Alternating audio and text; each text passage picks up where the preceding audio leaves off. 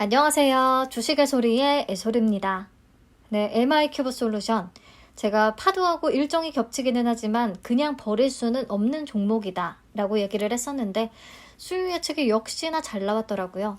자세한 기업 분석 내용은 아래 영상을 참고해 주시면 감사하겠고요. 간단히만 정리하고 가자면 스마트 팩토리 솔루션 전문 기업이었어요. 반도체뿐 아니라 2차전지, 식품, 항공, 여러 업종이 다 커버가 가능하다는 게 좀 장점이라고 할 수가 있었습니다. 그리고 경쟁력이라고 하면 모 회사인 SP 시스템스, 대표 로봇주 중에 하나죠. 그래서 스마트 팩토리를 구축할 때 모 회사와 시너지를 좀 기대할 수 있다는 그런 부분이 있었어요. 그리고 무엇보다 유통 물량의 강점이 매우 컸습니다. 상장 직후에 유통 가능한 물량이 22.54%밖에 안 되고 또 공모가 상단 기준 금액으로 계산을 했을 때 약 109억 원 정도밖에 안 됐거든요. 그리고 공모가도 과거 실적 기반으로 계산을 했기 때문에 최근에 상장했던 다른 종목들 대비해서는 가격 메리트도 있다고 보기는 했었어요. 그래서 섹터 매력도나 유통 물량 그리고 시가총액도 상단 기준 500억 원이 채 안 됐었거든요. 그래서 공모주로서는 정말 매력이 쩐다. 파도하고 상장일이 겹치지만 않는다면 충분히 청약해 볼만 하다라는 내용이었습니다. 자, 그럼 수요 예측 결과 바로 이어서 한번 보시죠. 경쟁률은 1888.91대 1, 1982개의 기관이나 참여했습니다. 센서비와 마이랩이 상장일에 조금 무너지는 것을 분명히 봤을 텐데 그 이후에 진행한 수요 예측이었지만 열기가 굉장히 뜨거웠다라는 것을 확인할 수가 있었고요. 경쟁률과 참여 건수 측면 모두 올해 최고치를 경신한 수치입니다. 대단하네요. 다들 생각하는 건 비슷한 것 같아요. 자, 신청 가격 분포표를 보시면 공모가 밴드는 8,500원에서 만원을 제시했었는데요. 만원 이상을 써낸 비율이 가격 미제시를 포함해서 전부 다였다라고 볼 수가 있겠고 특히나 참여 기관의 대부분이 13,000원 이상을 써냈습니다. 13,000원 이상의 비율이 가장 높았어요. 근데 그래도 뭔가 조금 눈치를 좀 봐서 12,000원에 확정을 해준 것 같습니다. 12,000원도 공모가 최상단을 20%나 초과한 가격이잖아요. 이게 20% 초과와 30% 초과는 느낌이 아예 다르죠. 그래서 그나마 12,000원에 확정을 해줘서 다행이라고 생각을 합니다. 의무 보유 확약 비율도 꽤 높습니다. 건수 기준 28.91%, 수량 기준 29.69%. 23년에 상장한 종목들하고 비교해서 보시면요. 위에서 5번째, 필에너지, 알맥, 기가비스, 마녀공장, 그 다음으로 높다고 보시면 될 것 같아요. 그래서 종합적으로 수요 예측 결과가 매우 좋았다라는 거. 그러면 공모 개요 다시 체크를 해볼게요. 121만 주를 공모하고요. 공모가가 12,000원에 확정이 되면서 공모 금액은 약 145억 원, 시가총액은 약 580억 원 규모로 상장을 추진합니다. 청약은 26일부터 27일까지 진행되니까 27일부터 파도하고 겹쳐요. MI큐브 솔루션의 환불금으로 파도 청약은 안 됩니다. 자금을 배분하셔야 돼요. 그리고 환불은 7월 31일, 4일이나 걸린다는 게 조금 단점이긴 하죠. 상장은 8월 4일로 예정이 되어 있습니다. 다행히 파도하고 상장일이 겹치지는 않을 것 같아요. 그래서 단독 상장이라고 하면 이 규모의 메리트를 충분히 누릴 수가 있겠다. 이 부분이 기대가 되는 거고요. 자, 한국투자증권의 단독 주관입니다. 신주 모집 100%고요. 우리사주 조합에는 10%를 배정을 했는데 금액으로는 약 14.5억 원. 직원 196명 기준 약 740만 원 정도가 되겠습니다. 1인당 배정 금액이요. 그래서 미달은 없지 않을까 싶네요. 넘어가서 상장일에 유통 가능한 물량을 보시면 우선 기존 주주가 없고요. 22.54%밖에 안 돼요. 유통 가능 물량이. 여기다가 확약을 적용하면 20% 아래로 떨어질 수가 있겠습니다. 또 금액으로 계산을 하면 약 131억 원. 공모가가 상단을 초과해서 좀 높아지긴 했지만 그래도 여전히 매우 낮은 수준이에요. 엄청 가볍죠. 확약을 적용하면 더 가벼워질 거 아니에요. 그래서 요게 이 종목의 가장 큰 메리트자 큰 힘이 될 수가 있겠습니다. 자, 올해 상장한 신규주들 중에서 사이즈 매력이 정말 분명했던 친구들만 따로 한번 뽑아봤어요. 시가총액도 아예 1,000억 원보다 한참 밑이었고 유통 가능 금액은 100억 원에서 200억 원 초반대였던 친구들. 그러면 CQ센, 이노진, 꿈비, 오브젠, 미래반도체 요 정도가 존재합니다. CQ세는 아시다시피 가격 제한 폭이 확대됐을 때의 첫 주자로서 상장일의 고가 기준 293%, 즉 가격으로는 거의 4배 근처까지 올라갔었다는 소리죠. 나머지 이노진, 꿈비, 오브젠, 미래반도체 모두 상장일의 따상 160%는 찍어줬었고요. 가장 오른쪽 칸에 최고가 기준의 수익률도 써놨는데 보시면 그 이후에도 주가가 계속 날아가면서 기본 300% 이상 넘긴 경우가 좀 많았습니다. 이노지는 코넥스 이전 상장이었기 때문에 좀 예외가 있었고요. 그래서 기관들도 MI큐브 솔루션에 이토록 러브콜을 보낸 거겠죠. 이런 과거의 데이터가 있으니까요. 다 이유가 있습니다.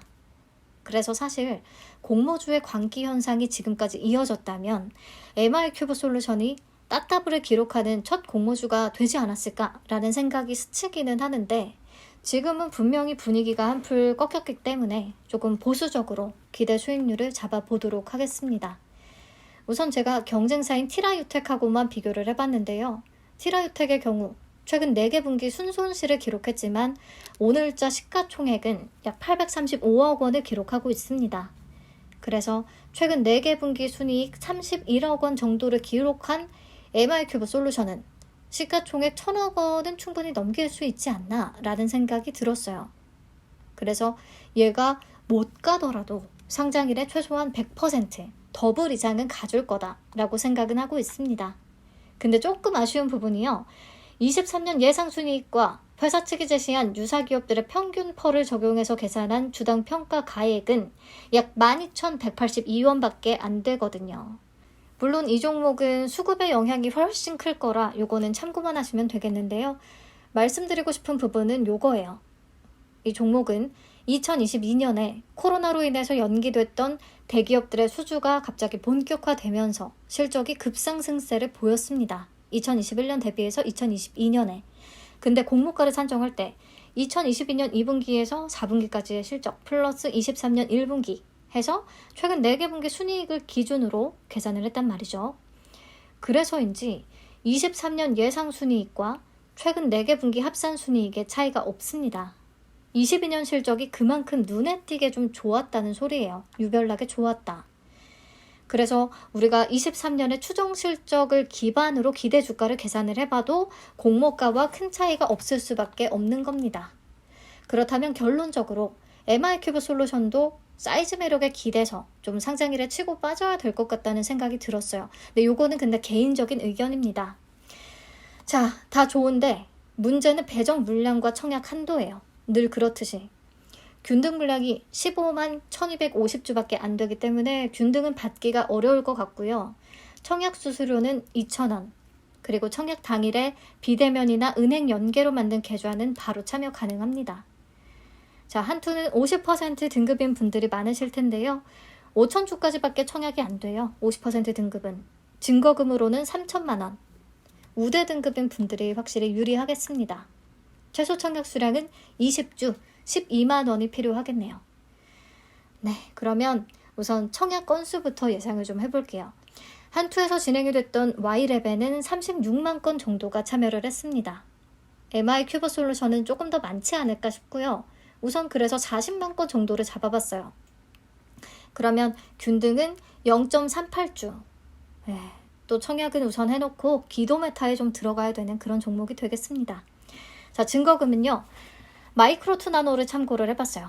왜냐면 한투에서 진행이 됐고 청약 한도가 아주 비슷했거든요. 마이크로투 나노는 27만 5,349건에 증거금 3.17조 원 정도가 들어왔습니다. 그렇다면 MI큐브를 40만 건을 잡아봤을 때 증거금은 4.6조 원 정도도 가능하다고 보거든요. 단독 청약이라면. 하지만 파도와 일정이 겹치기 때문에 예상하기가 굉장히 어렵습니다. 분명히 4.6조까지는 안 될 거예요. 그래서 이번에 증거금을 예측하는 거는 좀 어렵다고 생각을 하고요. 당연히 내일 발표되는 파도의 수요 예측 결과부터 확인을 해야겠습니다. 만약에 파도의 수요 예측 결과가 좋다면 특히나 확약도 높아야 돼요. 유통 물량이 가장 문제이기 때문에. 아무튼 그래도 결과가 좋다면 파도의 밴드 상단은 31,000원이기 때문에 파도가 100% 올랐을 때의 기대 수익금이 MI큐브 258% 올랐을 때의 수익금과 비슷해집니다. 파두는 수요 예측이 잘 나오면 100% 정도 상승을 기대하고 있거든요. 아무튼 이 경우에 만약 같은 증거금으로 각각의 종목을 청약을 했을 때 파두와 MI큐브의 비례배정 수량이 동일하다면 MI큐브 한 주를 받아서 260% 이상을 기대하는 것보다 파두 한 주를 받는 게 유리하다라고 생각을 할 수도 있겠고요.